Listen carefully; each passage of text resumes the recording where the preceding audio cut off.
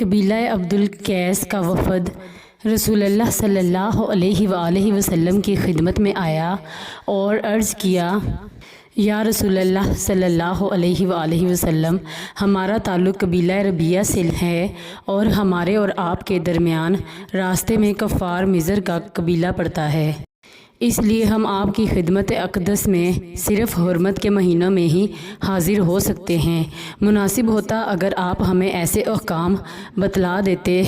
جن پر ہم خود بھی مضبوطی سے قائم رہیں اور جو لوگ ہمارے پیچھے رہ گئے ہیں انہیں بھی بتا دیں۔ حضرت صلی اللہ علیہ وآلہ وسلم نے فرمایا کہ میں تمہیں 4 چیزوں کا حکم دیتا ہوں اور 4 چیزوں سے روکتا ہوں۔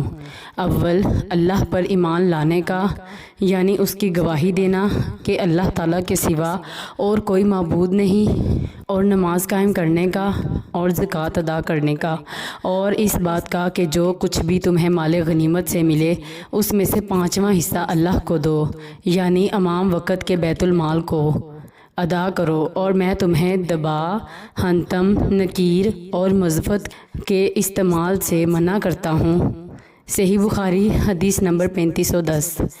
رسول اللہ صلی اللہ علیہ وآلہ وسلم نے فرمایا، سب سے بڑا بہتان اور سخت جھوٹ یہ ہے کہ آدمی اپنے باپ کے سوا کسی اور کو اپنا باپ کہے،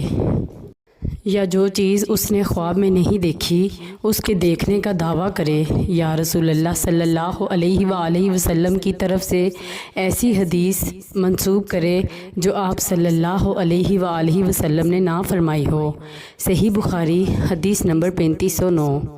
انہوں نے نبی کریم صلی اللہ علیہ وآلہ وسلم سے سنا، آپ صلی اللہ علیہ وآلہ وسلم فرما رہے تھے کہ جس شخص نے بھی جان بوجھ کر اپنے باپ کے سوا کسی اور کو اپنا باپ بنایا تو اس نے کفر کیا، اور جس شخص نے بھی اپنا نسب کسی ایسی قوم سے ملایا جس سے اس کا کوئی نسبی تعلق نہیں ہے تو وہ اپنا ٹھکانہ جہنم میں بنا لے۔ صحیح بخاری حدیث نمبر 3508۔